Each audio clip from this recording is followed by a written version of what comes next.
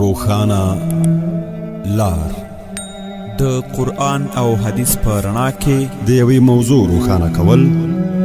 او د اورېدونکو پوښتنو ته ځوابونه. د بلمازه نه سړی ځان منع کي، تګ راتګ ورسره نه کوي، نو ګناهګار خو پې نه دی. د ګناه په کار کې د چا سره مرسته مه کوئ، نیکۍ کار کې مرسته کوئ. ګاډي کې موس کېږي، روان ګاډي کې. طلاق دی، که هغه په رښتیاو کې وي او که په ټوکو کې وي. وړاندې کوونکی مفتي عبدالاحد خاکسار. له شنبې تر چهارشنبې د ماسپښین 1 بجه په 103.15 او 95.2 FM څپو. له شمشاد FM روښانه لار.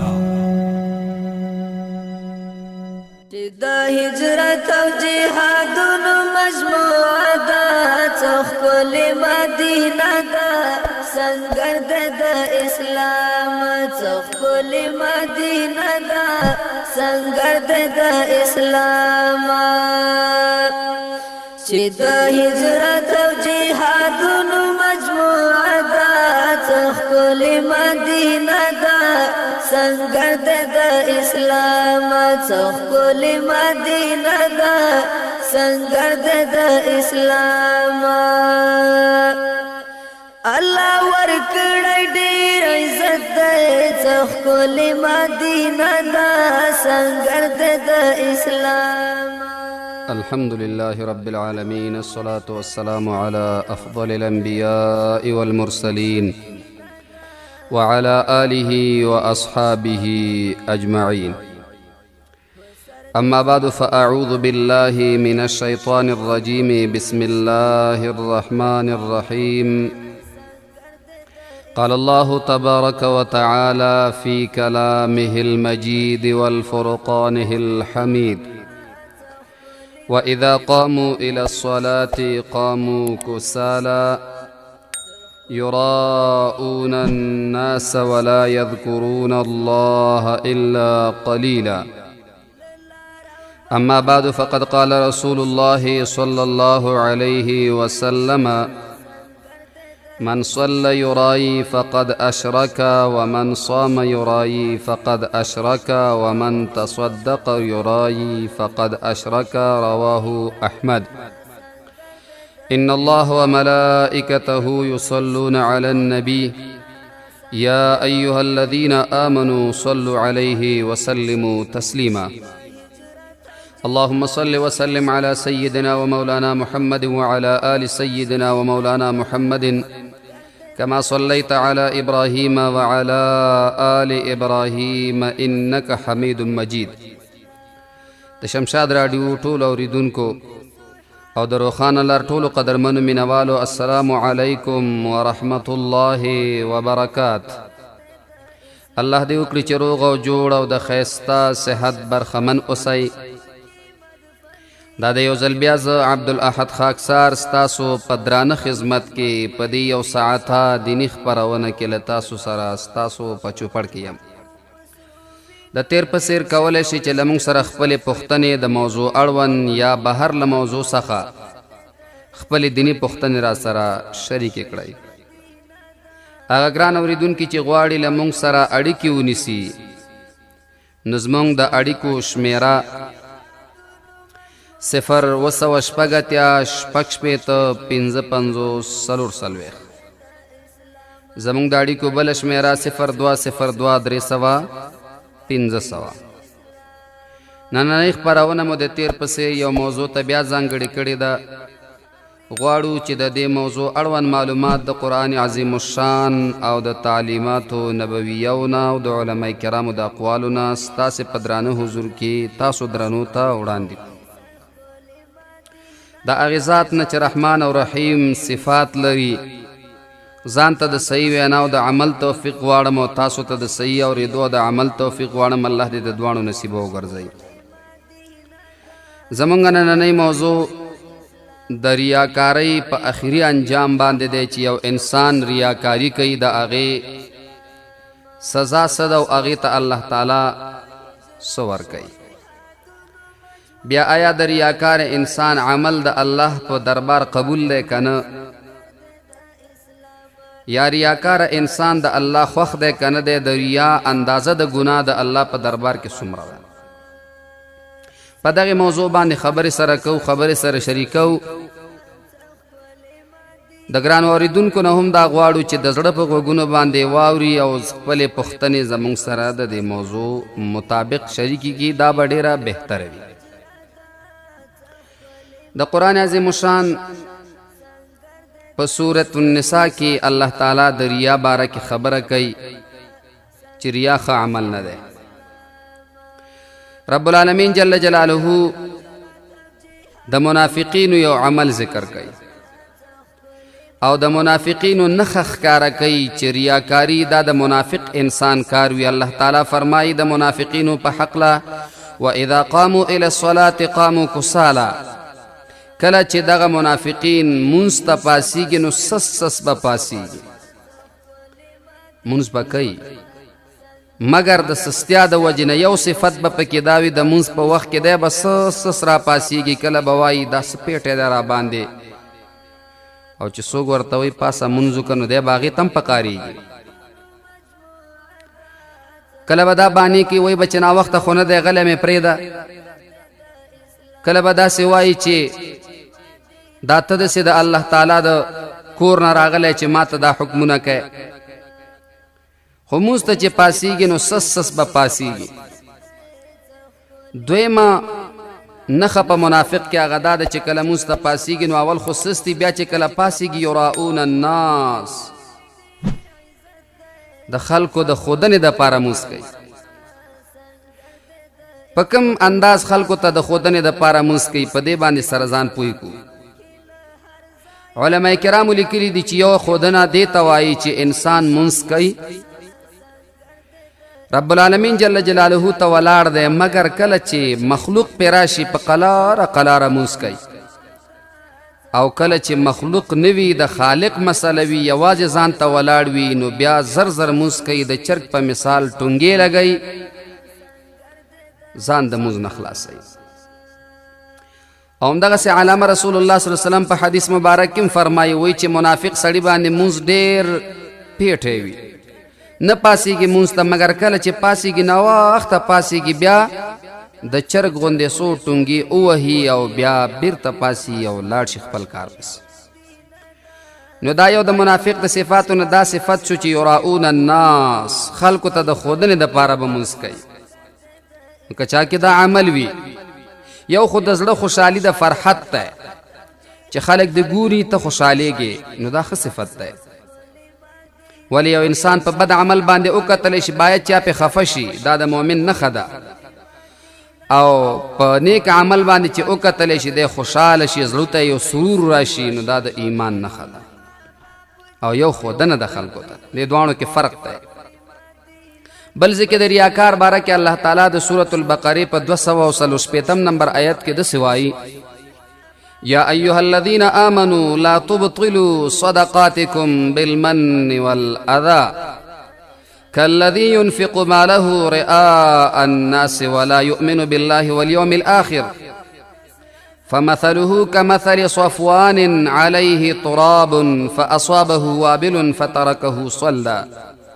لا يقدرون على شيء مما كسبوا والله لا يهدي القوم الكافرين.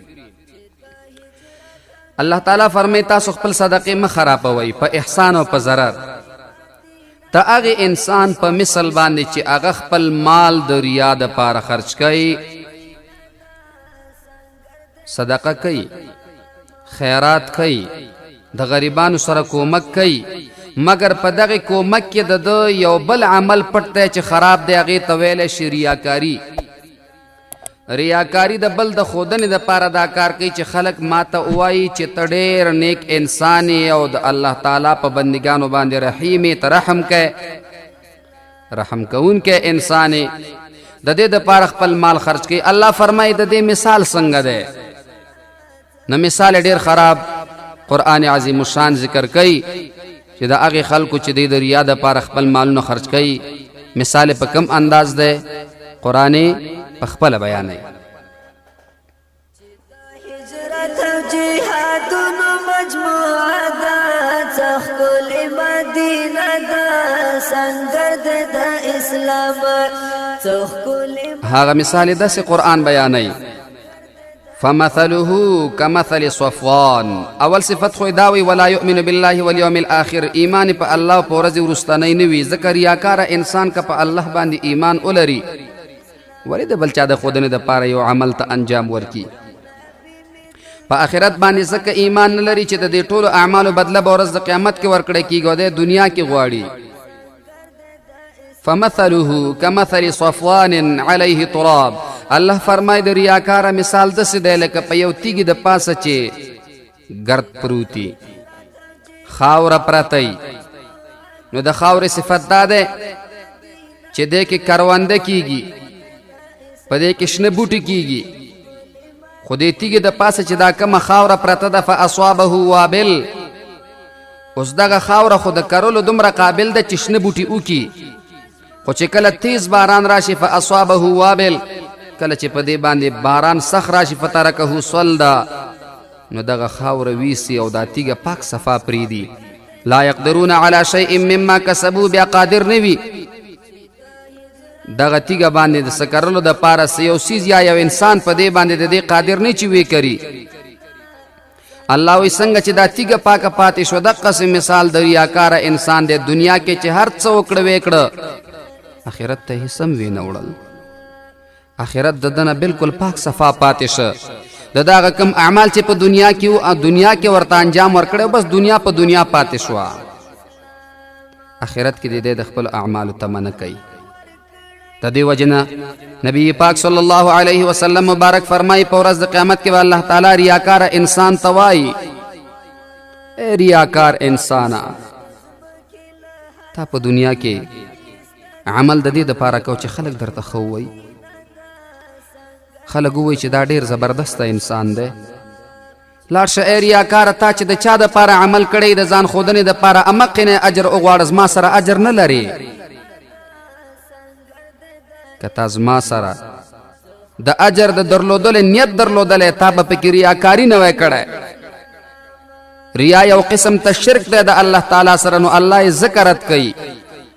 او پر ریا باندې رب العالمین جل جلاله خفقی ډیر زیات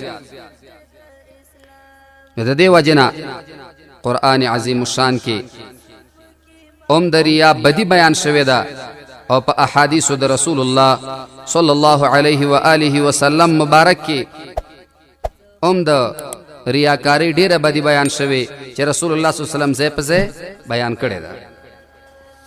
چې د هجرت او جهادونو مجموعه ده څخکلې مدینه ده سنگر د اسلام څخکلې مدینه یو د هغه احادیثو څخه چې د ریا باره کې رسول الله مبارک په پاکو الفاظو په صفا ساده الفاظو کې بیان کړی دی هغه امام احمد رحمت الله تعالی علیه ذکر کړي چې رسول الله صلی الله علیه وسلم فرمایي من صلى يرائي فقد اشرك چا چې د خودنې د پاره مونږ ک خلکو ته ځان خي چې ما ته د خلک نیک اوای فقد اشرك د شرک ک کچا موږ پر ریاکاری سره او رسول الله مبارک فرمایي د شرک ک متاسفانه بعض خلک مونږ د سلرو چې هغه د المانزه په باره کې دا نظر لري چې دا د خلکو د خودنې د پاره اوشي بعض سړی به مونږ ته پاسېږي چغې په کور کې به شروع کی یا د مونږ نه راشي کله به یو ته لغه ته ورکوي کله بل ته الله وایي داسې عبادت زه نه قبلوم کله چې مسجد ته راشي نو مسجد کې په یو خبره باندې بحث مباحثه کې ونښلي بیا شروع کې خلکو توای زه د شپې تهجد ته پاسېدلم سر باندې مې درد دی بیا مې خوب نه دی کړی نو د الله بنده خو د الله د پاره تهجد کړي مخلوق ته ولې یاد دی ستا خو تجارت د الله سره شروع دی مخلوق ته ولې یاد دی زمونږ استاد محترم الله د غریق الرحمت کې هغه به ویلې و چې یو سړی هغه په لمانځه باندې ولاړو مونځ کاو دو ملګری په لار روان دي یو بل ته صفت کوي چې دا ډېر ښه سړی دی د غریبانو سره کومک کوي د نادارو خلکو لاس نیسي او چې کوم خلک نیک عملي کوي په هغې کې دی ورسره مرسته کوي د غریبانانو سره مرستې کوي دا ډېر نیک انسان دی او تهجد هم کوي نفلي منځونه هم کوي نو په لار روان دي هغه زر زر سلام واړو ورته یې وروره یو در د یاده ووته حاجي مې حج مې هم کړی زموږ استاد محترم به فرمایل چې د چا دپاره دا عمل کړی او چا ته یې وویلې نو چې تا د خلکو د ښودنې دپاره دا عمل وکړه بعضې خلک حاجي صاحبان نیم په دې باندې خفه نه شي خوا دې درنه نه کي خو مشران وایي دوست دی هغه دی چې په جړا بدي کي او دښمن دی هغه دی په خندا بدي کي بعضې حاجي صاحبان متاسفانه چې کله خبرې کوي د خبرې په سر او آخره کې به خپل حج یادوي ځکه موږ داسې خلکو سره ډېر مخامخ کیږو مجلس کې به ناستې مولوي صاحب زه د خدای کور ته تللی یم زه دروغ نه وایم د الله بنده نو د خدای کور د دروغو سره څه تعلق لري چې ته یې مخې ته کوې معلومیږي دا چې دی ووایي که نه دی ووایي چې زه حاجي یم داسې خو نشي ویلی چې ما ته حاجي صاحب ووایي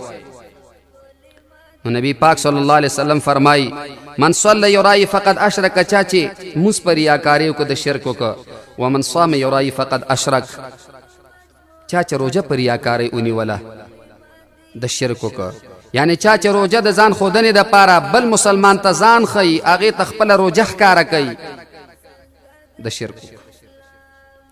یو داسې ده چې یو انسان د روژې په میاشت کې لکه یو حدیث مبارک کې راځي نبی علیه صلات وسلام فرمایي که څوک در سره خبرې کوي په روژه کې د ډېر په تنګۍ په خبرو باندې ته ورته چې انی صایمون یا ورته چې انا صایمون زه روژهدار یم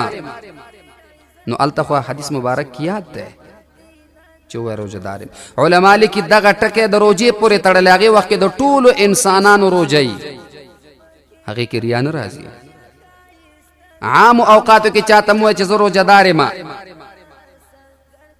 او زه روژې نیسم او دا نیک نیک کارونو پسې زه منډه وهم داسې مه کوه دې کې ریا راځي ومن تصدق یرایی فقد اشرک چا چې صدقه او خیراتو کې په ریاکارۍ باندې رسول الله مبارک فرمایي د شرک ولې صدقه چې امکان ستا پکې امید دا وي چې الله ماته اجر راکړي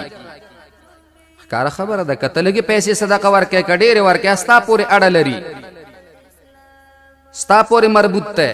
په دې د الله نه مجبوره کوي چې ته 100 روپۍ صدقه ورکړه 1000 روپۍ صدقه ورکړه خپل کار دی که ډېرې پیسې دې ورکړې ډېر اجر به وګټې او که لږې پیسې دې ورکړې لږ اجر به وګټې د خپل د مزدورۍ مطابق به اجر او بدل اخلي مګر داسې مه کوه چې هغه کم نیک عمل دې کړی و هغه د انسان سپېږمې باندې بیرته ور ومنډې داسې کار ډېر خراب دی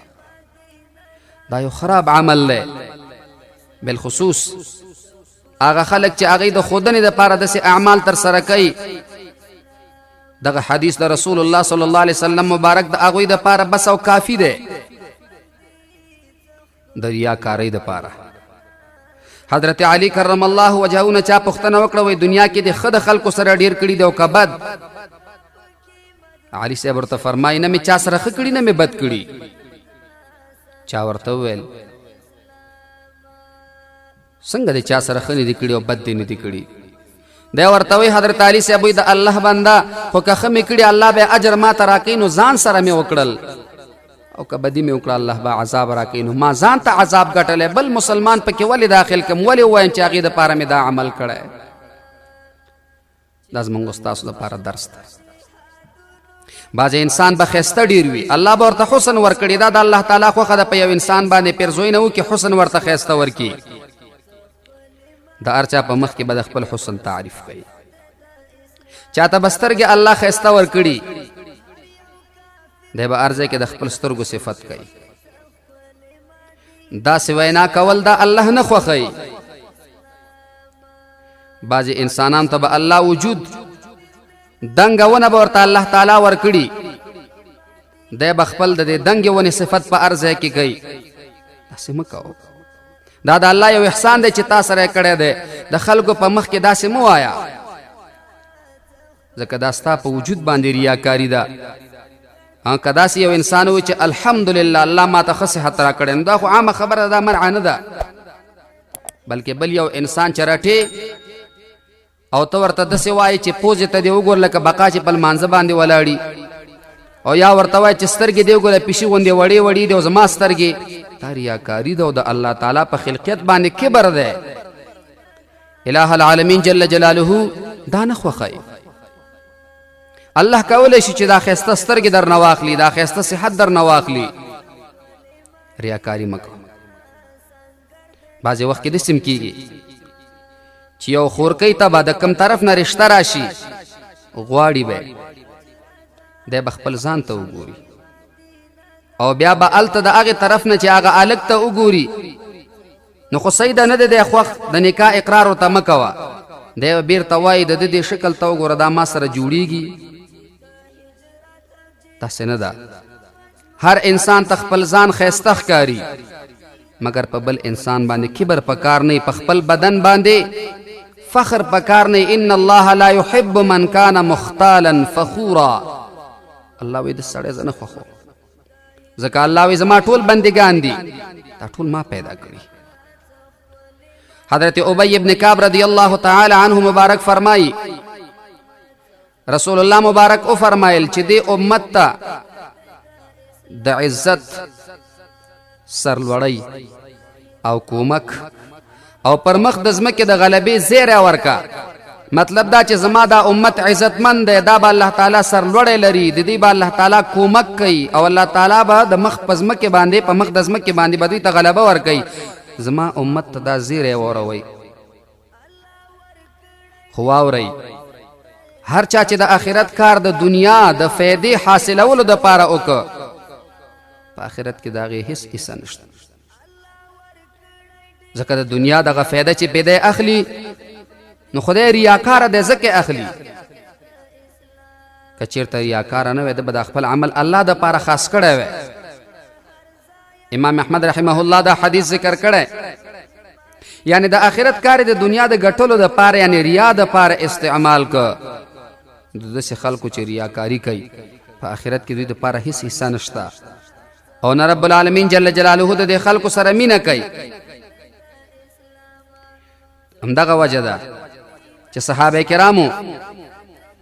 د رسول الله صلی الله علیه وسلم مبارک په دربار کې به داسې عاجزي خپله ښودله. ابي هريره رضی الله تعالی عنه مبارک فرمایي چې رسول الله مبارک فرمایل، ای زما صحابه د جب الحزن نه پناه وغواړئ. صحابه عرض کوي قربان یا رسول الله جب الحزن څه شي ته وایي او څه شی دی ده؟ ځکه صحابه کرام ورسره ناشنا وو. نبی پاک صلی الله علیه وسلم مبارک ورته فرمایي چې دا په جهنم کې یوه کنده ده، د دغه کندې نوم جب الحزن دی او دومره غټه کنده ده ای صحابو چې په خپله جهنم ترېنه د ورځې 100 ځنې پناه غواړي. استغفر الله. دومره غټه کنده ده چې هغې نه جهنم د ورځې 100 دفعې پناه غواړي. دا وایي چې یا الله دې کندې ته ما ونه غورځئ، الله ما د دې کندې نه وساتې، حالن کې دغه کنده خپله جهنم کې موجود ده. جب الحزن نه پناه وغواړئ. رسول الله مبارک نه پوښتنه وشوه یا رسول الله دې ته به کم خلک ځي، کم خلک به دې کې داخلېږي؟ رسول الله مبارک وفرمایل هغه قرآن لوستونکي چې ښودنې دپاره عملونه کوي. هغه قرآن لوستونکي دا مطلب قرآن مسلمانان لولي، یعنی هغه مسلمان چې هغه ریاکاره وي. دویمه معنا داسې مفسرین کې او محدثین هغې داسې کوي چې قرآن لوستونکي ګوره د قرآن په لوستلو څومره اجر دی، مګر د قرآن په لوستلو کې چې م ریاکاري وکړله الہ العالمین ته دغه تلاوت نه دی منظور. هر کله چې د قرآن تلاوت کوئ، قرآن ته کینئ، دا ادبیات کوي چې وجړېږئ، مګر که چېرته د جړېدلو وسم نه کېږي ځان جړغونی کوي، خو ریا چېرته په زړه کې رانه ولئ، ځکه دا د دنیا او د آخرت د تباهۍ ذریعه ده. دنیا کې به د الله تعالی د رحمت نه محرومه پاتې شي او آخرت کې به د خپلو اعمالو اجر نه محرومه پاتې شي. رب العالمین جل جلاله دې موږ تاسو په دې باندې عاملین وګرځي. چې د هجرت او جهادونو مجموعه ده څه ښکلې مدینه ده سنګر ده د اسلام څه ښکلې مدینه ده سنګر ده د اسلام صفت یې ځکه زه حماس کړم ځکه چې هغې منتظر به چې پوښتنې شوي دي د هغې د جوابونو دپاره نو نور عزتمند خفه نشي انشاءالله چې وخت پیدا کړو نو بیا هم د دوی درون خدمت ته راځو د دې پوښتنې به ځان سره اخلو. یو خور له پکتیکا څخه موږ سره اړیکه نیولې وه پوښتنه یې کړې وه چې وریځې نه لاندې ویښته ویستل څنګه دي. دویمه پوښتنه دا کړې وه چې د استخارې په هکله معلومات چې موږ ته څنګه معلومات وشي چې دا کار اوس موږ وکړو یا نه. نو د وریځې نه لاندې ویښته ویستل که چېرته د وریځو نه زیاتې وي نو بیا خو علما ورته اجازه ورکوي چې د ده په حسن کې خرابی راولي. یو داسې وریځې ویستل دی چې اوس مشهور په دې دی قلمي وریځې ورته وایي نو دا خو ناروا دي.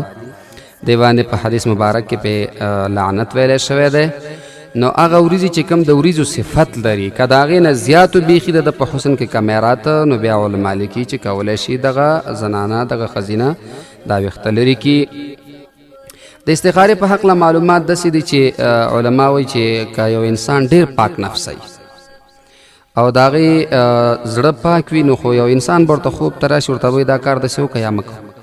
خو چونکې مونږ تاسو په هغې مرتبه کې خو نه یو نو اوس علما لیکي که رڼې او پاکې اوبه دې په خوب کې وکتل همغه کار وکړه چې کوم کار ته دې نیت کړی. که خړې دې وکتلې نو مه کوه دا منع ده. که اور دې وکته هغه عمل مه کوه. او که چیرته هوا صفا فضا دې وکتله چمن دې وکته نو ویې که. او بله نښه داسې لیکي زمونږ علما کرام صاحب د فتاوی ودودي هم داسې لیکلي چې سبی چې راپاڅېدلې او زړه د کوم طرف ته مایل و هغه کار وکړه نو دا د هغې د امر په طریقې باندې یو شوی کار دی چې زړه د یو طرف ته مایله شوی. امین الله ورور له خوست د موږ سره اړیکه نیولې وه پوښتنه وکړه چې انسان نه سنت شوی نو اودس یعنې استنجا به څنګه کوي. کوشش دې وکړي چې د هغې لاندې اندام ته اوبه ورسوي. دا مسله صاحب د منی لیکلی باید چې کوشش پکې وشي. بلې خورکۍ له غزني څخه موږ سره اړیکه نیولې وه او پوښتنه یې دا وه چې د 25 ورځو حمل مې لرې که خلک اوس وایي چې 2 میاشتې روجې به نیسي. نه خورکۍ داسې نه ده. د 25 ورځو حمل یا د 1 میاشت یا 2 میاشتو حمل دی کې سا نه نو علما لیکي که دا لرې شو نو په دې باندې روجه نشته او په دې ځکه دا قتل کې نه راځي. خو داسې به نه کوي چې بیخي همدې ته په ښه ونښلی چې هر وخت دومره حمل شي او غورځی یې داسې به نه کوي ځکه دا د الله تعالی د نعمتونو ناشکري ده. سید آغا ورور پوښتنه کړې وه چې په 4,000 ډالرو باندې یو موټر واخلي او بیا په قرضو باندې په 6,000 ډالرو خرڅ کړي آیا دا جایز دی که نه؟ دویمه پوښتنه دا وه چې موټر کې موز کېږي که نه؟ موټر کې خو موز نه کېږي. دا مسله خو یاد لره ځکه چې که چا وکړو نو دوباره بیا د سره کوي اعاده به کوي. پاتې شوه د نغد او د قرضو مسله. که چېرته تا یو موټر واخیسته او تا خپل قبضه کې مکمل راوړه لکه د هغې سړي نه د خبره خلاصه کړله ستا هغه مکمل شو یو خو داسې دي په دې بارګینونو کې دغسې نظام شروع دی ما ستا نه په دې واخیسته هغه ته مې په هغه ورکړه دا نه دی ځکه چې دا بیا بیعه فاسده ده داسې نشي کېدلی. مکمل به موټر په خپل اختیار کې راوړي د هغې نه بعد که ته چېرته په 6,000 باندې ورکې نو خیر دی څه اندازه فرق نغد او قرض لري. خو دویم شرط پکې دا دی چې داسې به نه وي دې وخته پورې به دا پیسې راکړې دې نه بعد به دومره پیسې زیاتېږي دا بیا سود کې راځي. نو د دې نه ځان وساتئ انشاءالله چې نوره که په نغدو یو قیمت وي او په قرضو بل علما ورته اجازه ورکوي. بل ورور وحید الله په نوم باندې پل چرخي نه موږ سره اړیکه نیولې وه پوښتنه یې داسې وکړه چې زموږ د قالین یوه څوکه ده او په هغې کې د الله تعالی نوم غوندې لیکل ښکاري څه ورسره وکړو. دویمه پوښتنه یې دا وه چې په فیسبوک ایمو او مسنجر کې قرآني آیتونه لیکل ګناه لري که نه؟ ګران ورور وحید الله یوازې قالین نه هر شی چې هغه انسان ذهني جوړی چې دا د الله نوم پکې جوړ شو دې ته اعتبار نه ذهنی به سوچ نه کوي چې ولا دا لام دې سره وجنګو دا هې د دې سره وجنګو دین او طالب جوړ ک فکری دا زین لري ځکه بیا به یو زم د ستش پاتې نشي بیا به د سودای جوړ یار تیګي ته بودريګو پکې د الله نومونه پیدا کړي نو دا سم کو شریعت دا منع کړي یو د سیدا کچیر تخکار لیکل شوی وي د الله نوم څوک مشران راول چې وی ګوري یا د مسجد نه مولوی صاحب راوړ چې وی ګوري سی عاقل سړی راوړ چې وی ګوري کده الله نوم په کې لیکل شوی او ګوره بیا احترام پکار دی بیا به خپل لاندې نه اچي او ځان لاندې به نه اچي ځکه دا د الله نوم دی بیا به احترام کوي خو لږ کوشش کوي چې بعضې جنمازونو باندې همداسې نقشې جوړي خلک پکې خیالي راشي وایي چې دا وګوره د الله نوم پکې دی ما ته یو کس راغی پېښور کې ما ته وایي چې زمونږ په جنماز باندې مونځ ما ته مزه نه راکړي ما ولې ټول بوتان دي ما چې بوتان دي خو بیا مه کوه مونځ پې ما ویل چې جنماز دی او مالته راوړه ما ته چې راوړ تاسو یقین وکړئ هغې کې ګلان چاپو ګلانو کې ټاکې ورکړي وایي دا سترګې دي او دا پوزه ده نو زه ورته شروع شم ما دا لاسونه دي او دا پښې دي ګوره مکمل انسان ترې نه جوړ شو د خدای بنده هسې سوچ مه کوه خو که چېرته یقینا د الله نوم لیکل شوی وي نو بیا یې احترام پکار دی دویمه پوښتنه چې فیسبوک او ایمو او میسنجر کې قرآني آیتونه لیکل ګناه لري که نه که احترام وشي نو فایده پکې ډیره ده ولې ډیر خلک به وګوري ترجمه به یا تلاوت یې کوم ثواب ورته میلاویږي او که چېرته ترجمه یې د ورسره ولیکله ترجمه یې واورېدله او یا یې وکته ویلوسته نو ثواب شته خو که تا ته دا معلومات وي چې احترام مې نه کیږي نو بیا بهتره ده چې ونه لیکل شي ځکه چې د قرآن د آیاتونو احترام به کوي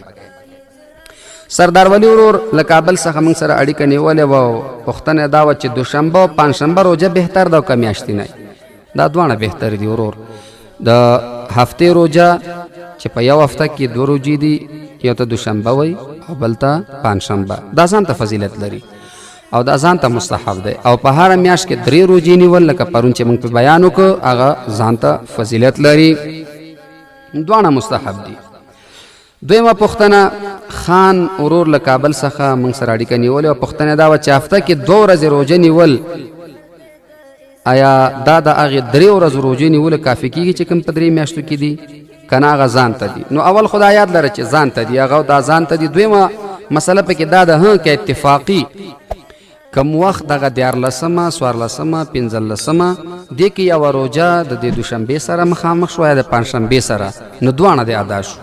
هم د هفتې ادا شو او هم د میاشتني ادا شو د دواړو ثواب الله تعالی درته درکړله که په یو غشي 2 ښکاره چې وایي هغه دغسې وي خو که دا اتفاقي برابر شو که نه هغه به جدا نیسي او دا به جدا نیسي نو رحمان ورور پوښتنه کړې وه چې سر کلولو سره اودس ماتیږي که نه دویمه پوښتنه دا وه چې بدن ګرولو سره اودس ماتیږي که نه درېیمه پوښتنه دا وه چې بدن کې چې ازغی مات شي اودس ورسره کیږي که نه نو رحمان ورور سر کلولو سره یوازې اودس نه ماتیږي خو که چېرته دانې وي یا وینې شه نو بیا اودس ماتیږي دغه مثال د ځان ګرولو هم دی که یو انسان ځان ګروي او د وجود نه څه خارج نه شو نو د ده خو اودس نه دی مات یو داسې ده چې یو سړی سم په من شوی او بیا ځان ته نوکان نیولي نو هغې کې بیا د اندام نه وینه که راووتله یا یو دانکۍ وه هغه ماته شوه او هغې نه سره راووتل نو بیا هغې سره اودس ماتیږي خو صرف یوازې په ګرولو او په سر کلولو باندې ماتیږي نه چې تر څو پورې د څه شي خروج ونه شي درېیمه پوښتنه چې بدن کې ازغی مات شي اودس ورسره کیږي او که نه اودس ورسره کیږي خو چې د دې نه وینه روانه نه یوازې دا ازغی په وجود کې دننه کېدل دې سره اودس ته څه فرق نه غورځوي بله پوښتنه حمیده خورکۍ له پکتیا څخه موږ سره اړیکه نیولې وه هغه ویلې چې 8 میاشتو ماشوم زغال ونیو او اوس د دې په مور باندې روژه شته که نه او قتل خطا دی به نیسي ولې داسې غلط ځای کې معصوم غورځوي او بیا د هغې نه بې فکره کېږي داسې دې نه کوي بل وایي چې مور مې اولاد بند کړی بې له عذره ګناه لري که نه لري نو چې بې له عذره یې بند کړی خود ګناه لري دې پسې مه ګرځئ چې دې بچي کم دی او دې ډېر دی داسې مه ګرځئ انس رضی الله تعالی عنه بارک راځي وای چې د هغه یا 46 یا 42 یا 43 یا 91 اولادونه دي. دا به مختلف روایت دي او هغه وای چې یو سل شل خو ماته یاد دي چې ما خخ کړي دا ژوندې دي. نو هغه نه بس کیونتي والی بس کوي. رازق خو ته نه، رازق خو الله دی. وقفه جایز ده، یو کال 2 کال 3 کال سړی وقفه کوي نو وقفه جایز ده. هغه کې د مور صحت تم نقصان وي چې کال په کال ماشوم دنیا ته راځي نو دې کې لږ سوچ پکار وي او د شرم د وجې نه بچی بندولو ته خپې متم کوي او مکمل ټول عمر ماشومان بندول علماء منع کوي. او بل پختنه کړو چې مانځنه پس لس دفعې قل والله احد وایم او لس دفعې سبحان الله ثواب لري کنه لري؟ خامخا لري، ځکه چې دا قرآني آیاتونه دي او بیا تسبیحات دي د الله تعالی لویواله بیانېږي نو دې سره ثواب شته، د اجر نه خالی نه دی. او په دې لزلی قل هو الله احد ویل کې او بل فائدم ده چې کوم انسان لزلی هر مانځه پسې دا وای نه 50 دفعې شو د انسان باندې به عذاب قبر نه بالخصوص خويند دې ډیر زیات وای. بل پختنه سید احمد رو د کابل څخه اړیکه نیولې او پختنه دا وا چې قبله ته پخې وګدول ګناه لري کنه د تهجد المنځ د شپې په سوې میسه کې بهتر ده او 90 کال مانزل څنګه دي؟ نو قبله ته پخې وګدول ګران اورور دا بے ادبی ده او کچیر ته د خوشحالۍ د وجې کوي چې بس اس پروا نشته ده او زه دغه قبله طرف ته پخې وګدوم او په ګناه په قصه کې نیم ده په کفر تم رسیږي. خو قبله تخپی وګدول دا بے ادبی ده، بے احترامی ده. رسول الله مبارک وی قبله طرف ته د سماعت هم کوي نو پخې ورته ولې وګدای؟ ادب او احترام هم ځان ته سوی باید چې ادب او احترام وشي. د چا تهجد المنځ د شپې په سوې میسه کې بهتر ده، د تهجد المنځ د شپې په اخري حصہ کې یعنی 3 میسه کې بهتر ده. دغه وخت کې منځ کول د تهجد دا بهتر وي. درېمه پختنه چې 90 کال مانځل څنګه دي؟ بیا را نږدې شو، خلکو سره غم پیدا شو، اوس بیا خلک په ځان باندې ګوتې متې وهي، منډې به وهي بازارون ته چې کله یو څیز واخلم کله بل. د سده چې د نوي کال مانځل علما لیکي نه مطلوب دی نه مشروع دی او نه لازم. که اتفاقا رخصتی په دغه ورځ باندې راغله او چیرته چکر ته څوک لاړ نو خو خیر دی، هېڅ پروا نشته، په دغه ورځ اتفاقي چکر برابر شوی دی. او که یوازې د نوي کال دپاره خرچې کوي او دا اسرافونه کوي نو دا بیا اسراف ته ګوره، دا بیا منع دی. یوازې د دې دپاره خرچې کول اسراف کول دا نه پکار. الله تعالی وایي ان الله لا يحب المسرفین. بعضې وخت تبذیراتو کې راشي، په حرامو کارونو پیسې لګوي نو باید چې بیا د هغې نه ځان وساتلی شي. باقي مو په رب العالمین سپارم. السلام علیکم ورحمة الله وبرکاته.